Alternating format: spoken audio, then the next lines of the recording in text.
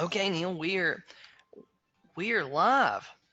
Hey, Hey, so we already got people viewing, man. So hey, I am awesome. on the call this afternoon with Neil Howe.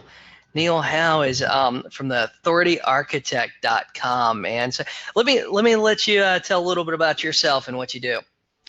Well, thanks, Jason. I appreciate you having me on the call today. What I do is I help people stand out from the crowd and get found by positioning themselves as the authority in their market. Obviously, people want to deal with the authorities all the time rather than just anybody, especially if you're in a business where it's like a commodity and there's plenty of people to choose from. You want to stand out from the crowd, and that's what I help people do by using authority media.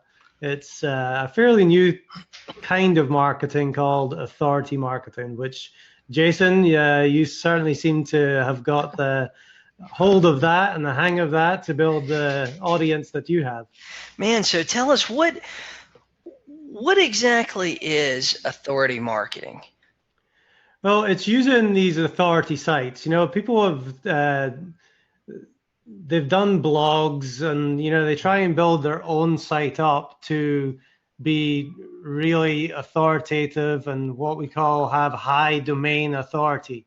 That's the kind of thing that Google looks for, especially when they're ranking different websites.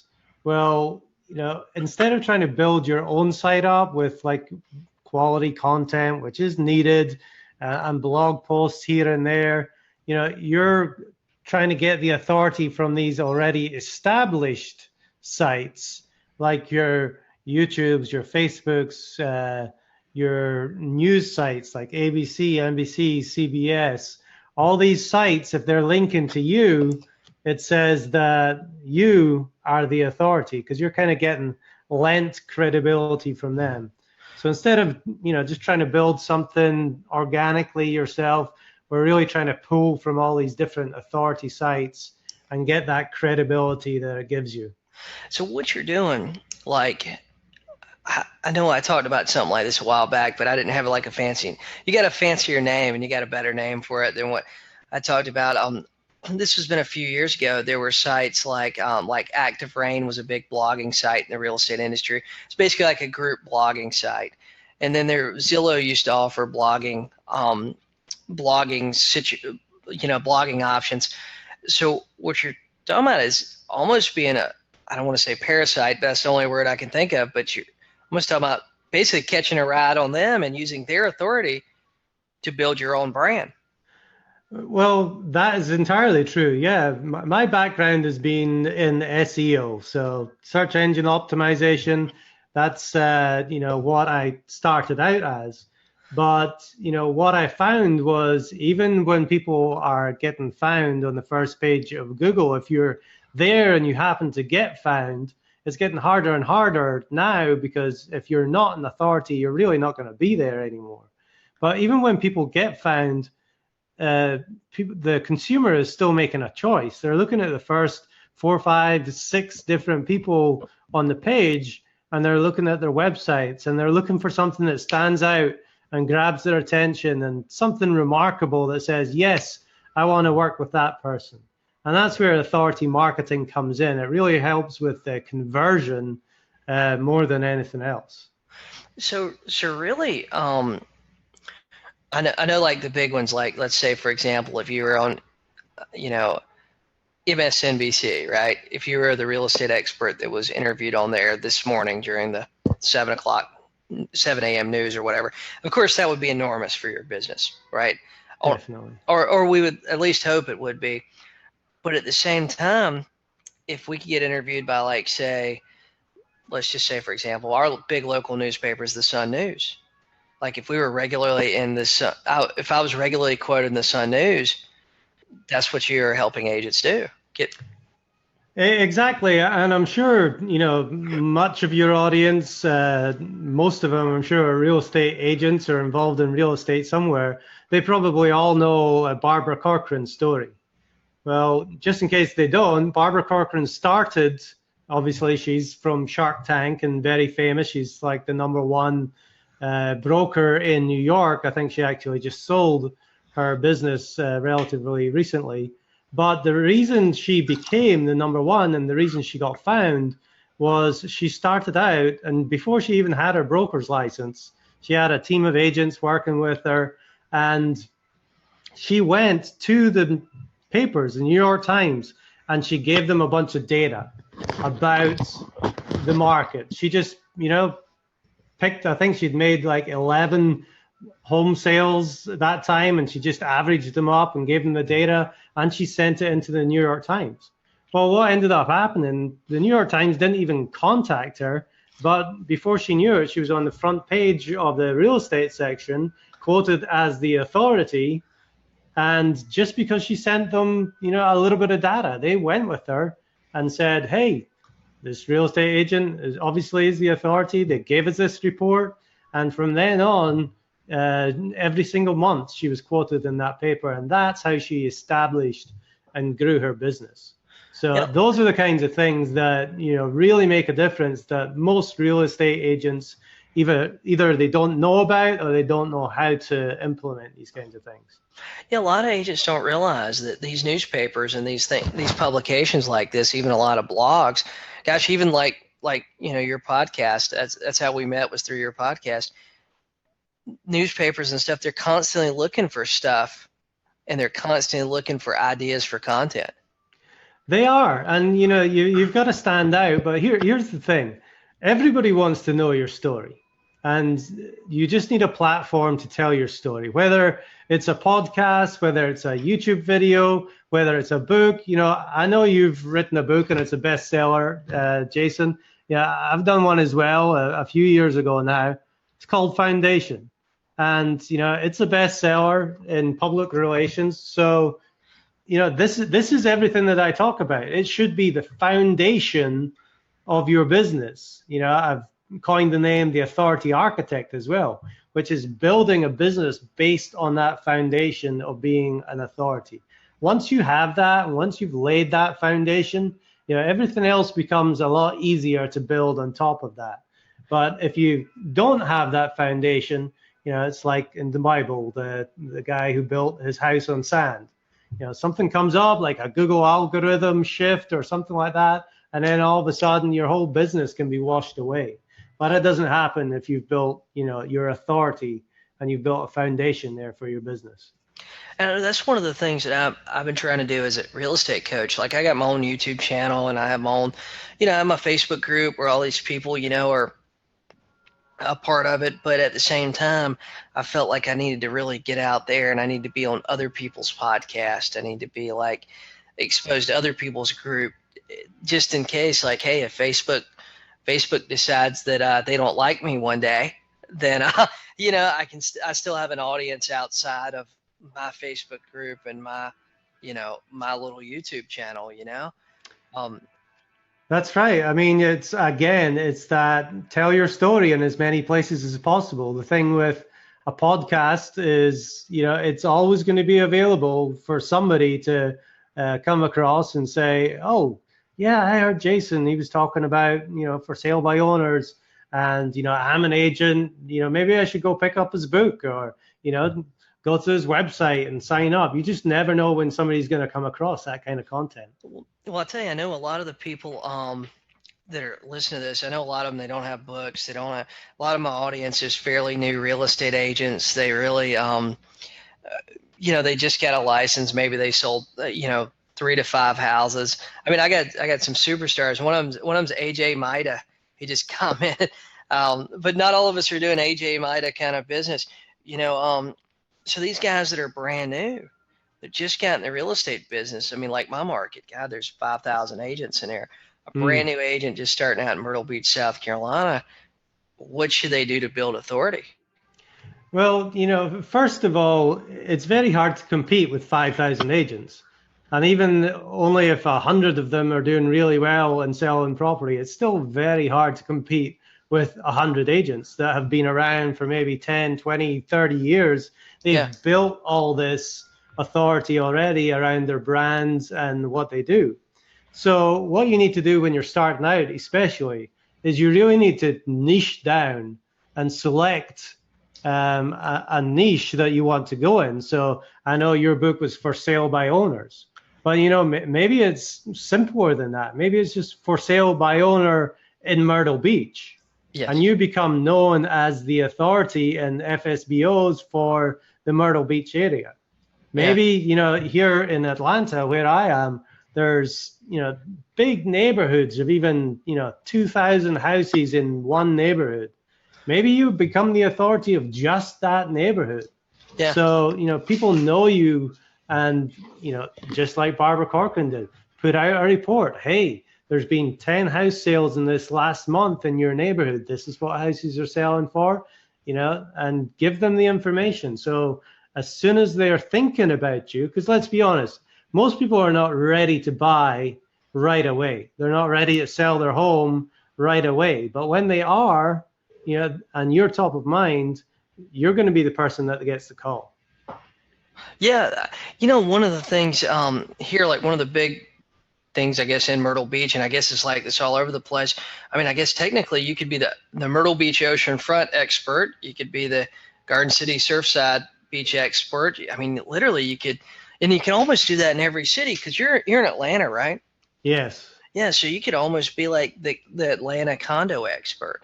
The guy that's just, I mean, there might be already one of those, but if there is, there's probably only one.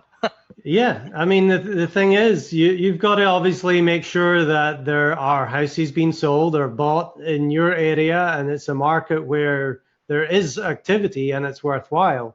But, geez, even if you got 12 sales a year, that's one a month. That's better than competing with, the 5,000 other people out there that, are all struggling to get even one sale a month. So, niche it right down until you're the authority.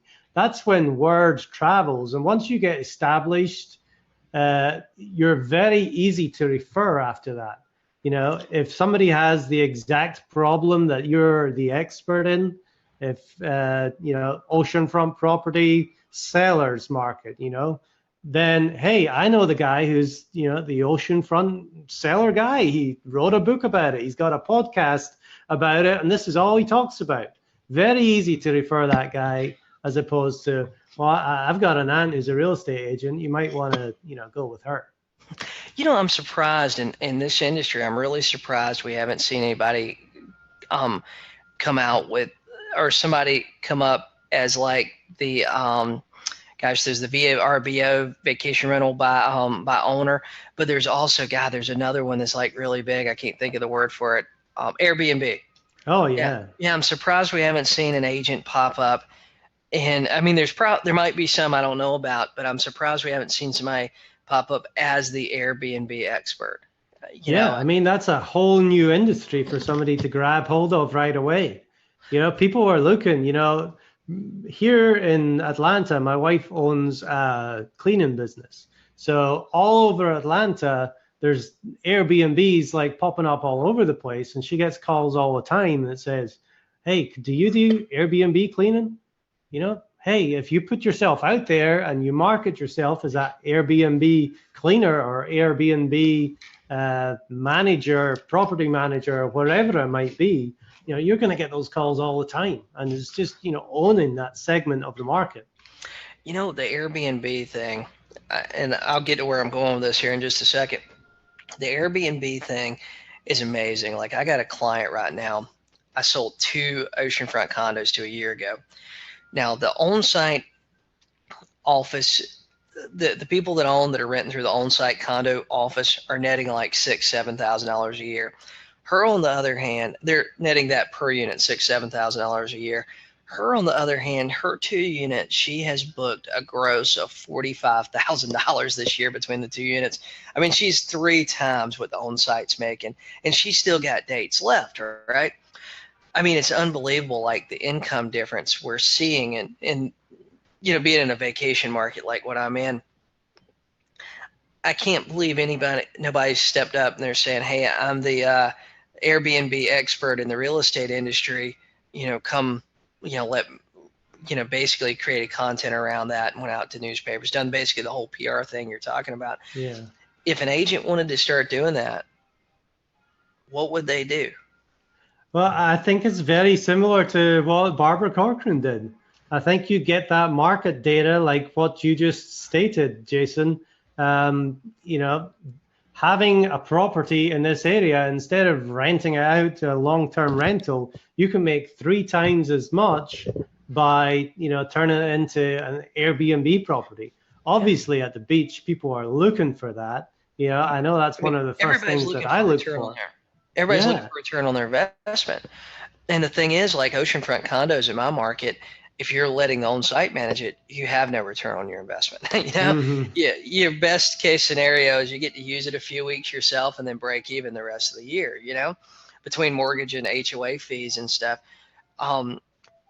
So the first step would really be just going out and getting the data and then coming up with ideas involved with that data and just start pitching it to newspapers or pitching it to publications. I mean, pitching it everywhere, pitch can be from the 30-second elevator pitch that, people talk about to what we're doing right here. We're pitching our ideas on a podcast or a video, or whether you're, pitching your ideas in a book or your own radio show, that's basically a whole, that's where you tell your story. That's basically the story part of it that people want to know. So the more information you know about your specialized subject, the more authority that you're going to have, and the more people you will attract. And the key, it sounds like the key is to pick a niche and then just constantly put out information surrounding that niche and constantly build content around it. Yeah, definitely. And, it's what we call micro specialization. You want to be a specialist in a small area. You think about the medical industry right now. You've got your general practitioners, who make a fair income, and then a level up from that, you might have, your doctors that just specialize in one thing, maybe a local doctor. Then you go up from that, and you have, your heart surgeons. And then you go up from that, you've got heart surgeons that deal with just one specific area. And the more niche down, what you find is these people that niche down into the smallest, tiniest, minute, micro niche are the ones that are always the busiest. They're always in demand. Because when somebody has that specific problem, they want to go to the best, especially if it's a heart condition or something like that. Yeah, that's right. We don't want to go to and the thing is, I tell agents this all the time. Nobody wants to go to the doctor that sees one patient a month. That doctor's not going to get real good in his industry seeing one patient a month either. He's not going to be real good at it.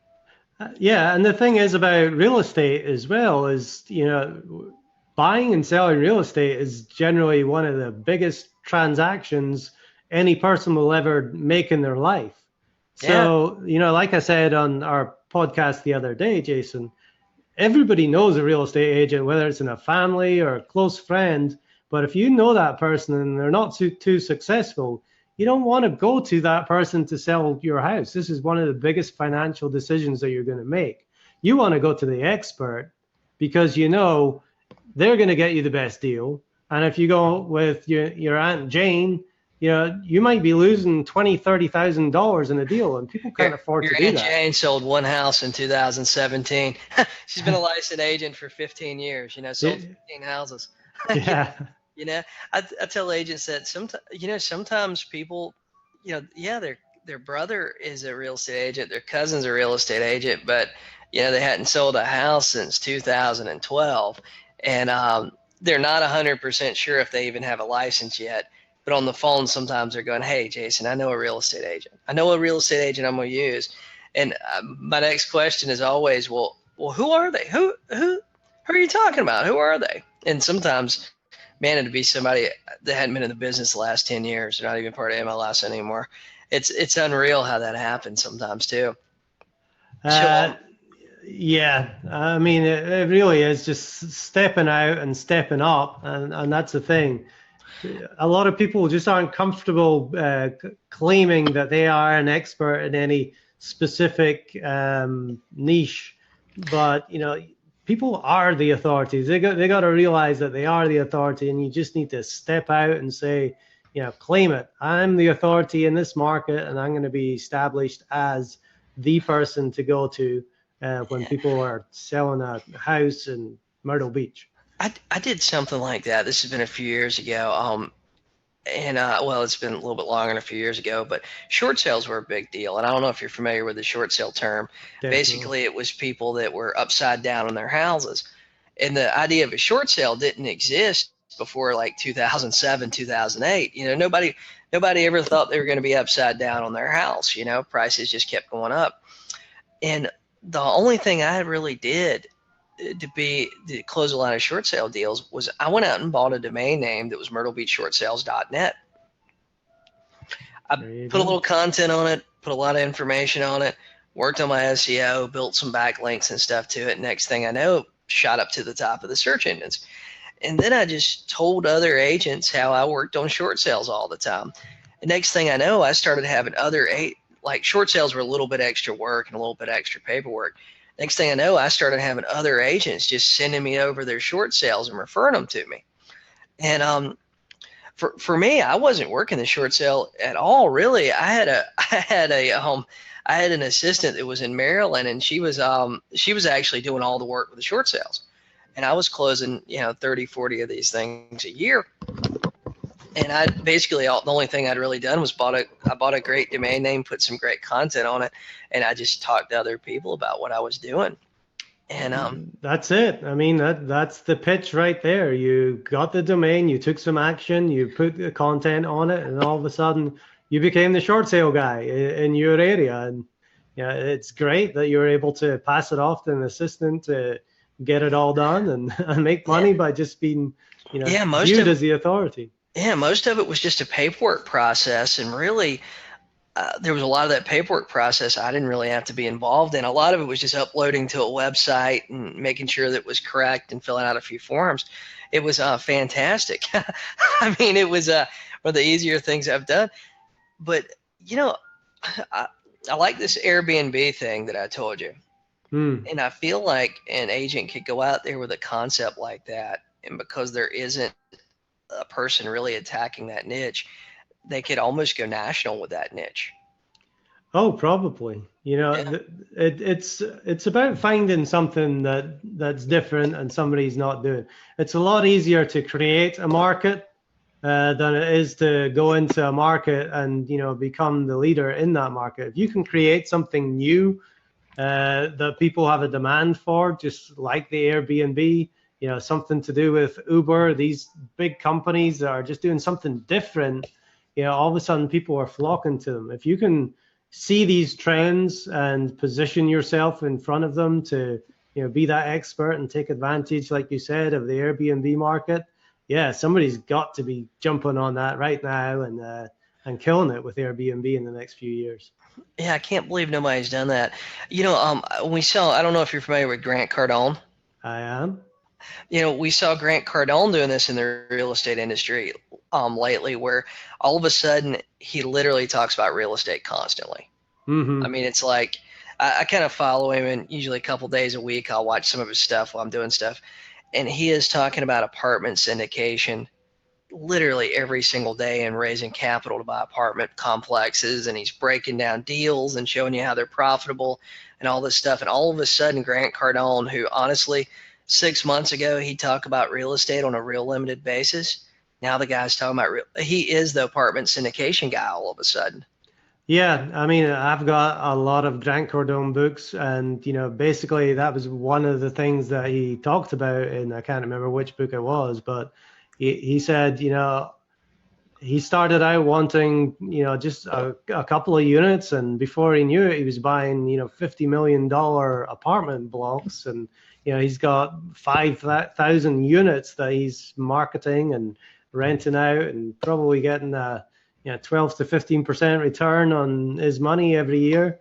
I mean, Unbelievable. And he said exactly what you said right there. It's like I needed to do more research into, what I was getting myself into so that I could make those wise decisions. Yeah, And, if there's something that he doesn't know, he attacks it. He's an animal. yeah. I remember like 6 or 7 months ago, he mentioned that nobody was filling the niche on one of his little shows I was watching. And then next thing I know, he comes out with like the deal Monday where on Facebook Live, he's literally breaking down people's apartment deals from all over the country, and he's raising capital to buy these things for. Syndication is a lot of people don't know about syndication, but basically what it is a lot of apartment complex debt is non-recourse. And so to get Mm. that non-recourse debt, you might have to put down 30%, right? So he's taking that 30% down payment and syndicating it. So he might have 10 investors putting in, 100 grand each into that syndication. And then basically he controls everything. It's a lot of it's borrowed money. And they go in and improve the apartment complex, raise rents, and basically raise income. And all of a sudden he takes a $5 million property with a 10%, well, usually like an 8% return between renovations and raising rents. All of a sudden it's a $5 million property with a 14% return. And then he can raise the price of it accordingly. And a lot of the crazy thing right now is a lot of the banks are only requiring stabilization for like 6 to 12 months of rents. So once he raises occupancy and raises rents for 6 to 12 months, man, he can basically realize that difference in return in money. And dude, so some of these deals he's making like crazy money on, and just nobody. I don't think anybody saw that, or at least nobody on a big level saw that was a possibility to make money with the apartment industry the way Grant Cardone is doing. Yeah, really, he's just growing and growing. He's started small, and money's available generally if you know what you're doing and you can sell your idea. People want to make money, and they're willing to invest in you if what you say makes sense. So, having the money to buy these buildings and put down payments down shouldn't be an issue.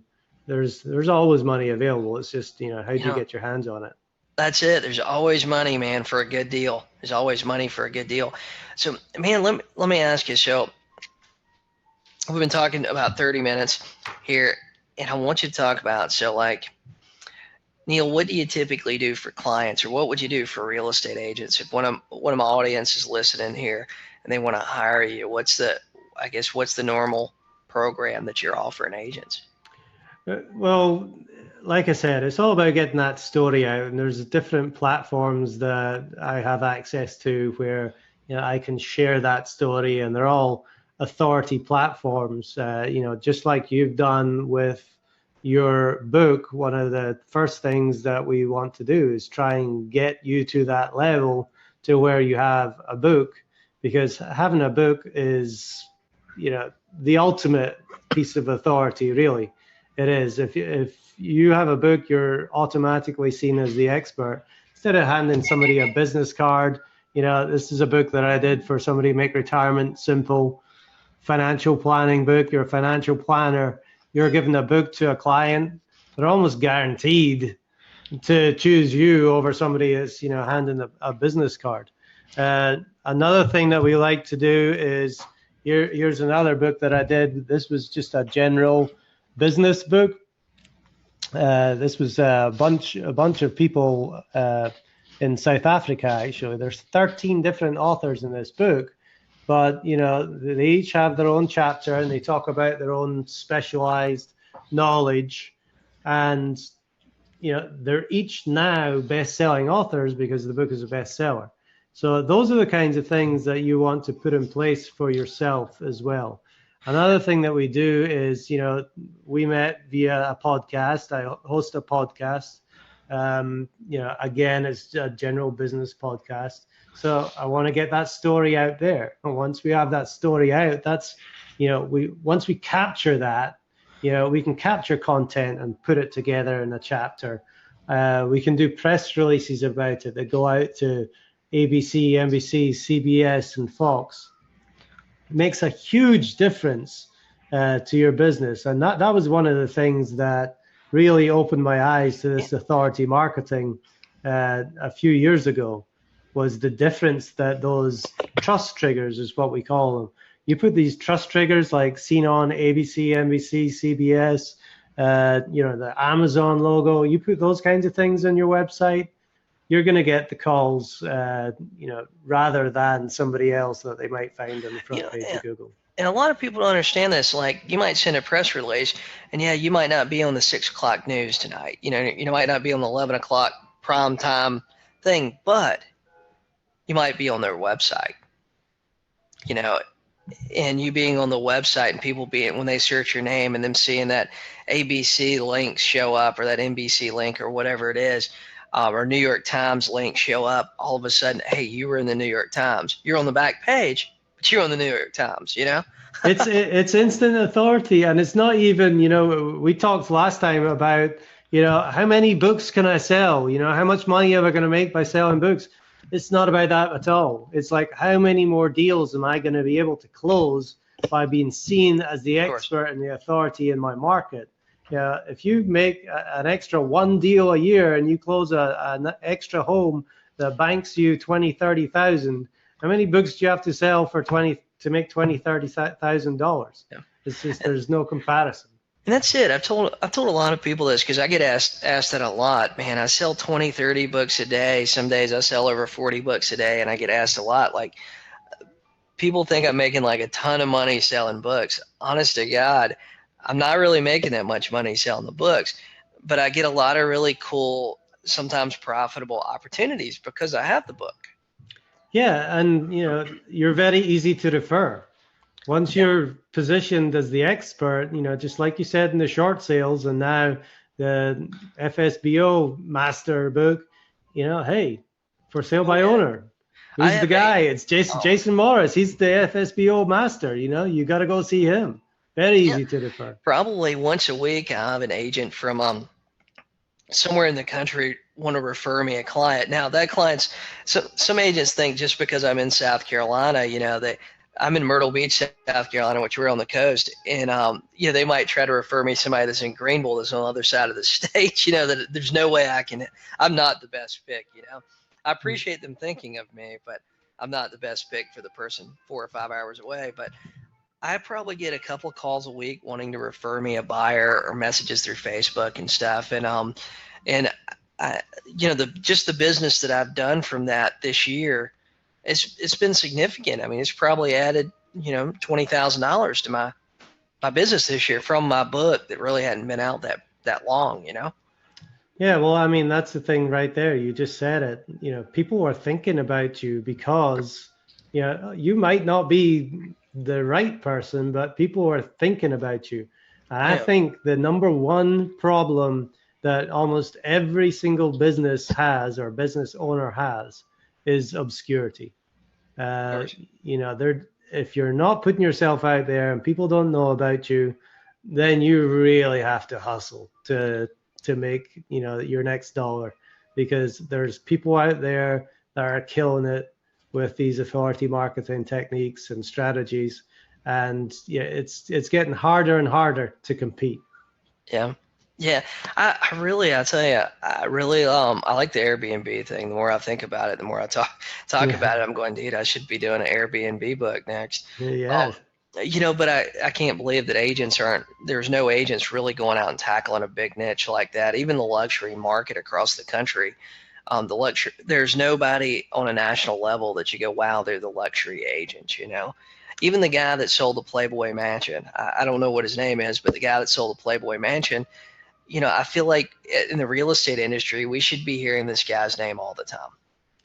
Right. And I don't know who it was either, but, and it's, being the national luxury agent, going back to Barbara Corcoran again, one of her other big breaks was Richard Gere. This was quite a few years ago, but he saw her article in the paper. And all of a sudden he said, well, she's the go-to person in New York for buying a house. So he used her. The next thing she knows, she's the agent to the stars. Yeah. And it can really snowball when you put yourself out there. You never know what you're going to get. But if people don't know that you're out there, they don't know that you're in business, they don't know that you're willing and able to help them, then there's no chance of you getting any business. Yeah. So with some of these little niches, because a lot of the agents that are listening, I'm sure, are new, and I'm sure they're thinking like, hey, I haven't really worked in a lot of niches. So is this one of those things that you got to just fake it until you make it? I don't think it's fake it till you make it. I think it's, I have a book that's coming out. It's called The 10-Year Overnight Success. People generally don't hear about you until you are a success.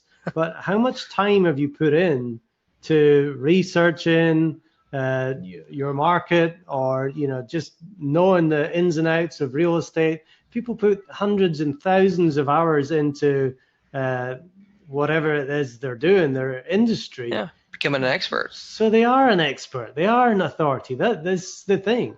You have to view yourself as the authority, and you have to get your message out there. Because if not you, somebody's going to steal that Airbnb idea. I know for sure, Jason. That's right. It's probably going to be somebody listening to this. They're going to steal my Airbnb idea. but man, hey, I really appreciate you doing this with me today. If there's an agent listening to this, or agent listening to it later, that wants to get in touch with you, wants to talk to you about helping them write a book and helping them become authority in a niche, how do they get in touch with you, Neil? The best thing to do is go to my website. It's theauthorityarchitect.com, theauthorityarchitect.com. And, I will give a free consultation. If they just go in, they fill the little form out. And I would love to give them a free consultation and just, see what authority marketing can do for them. And, if they're ready to step up and claim their authority. Awesome, man. Awesome. Well, thank you so much, guys.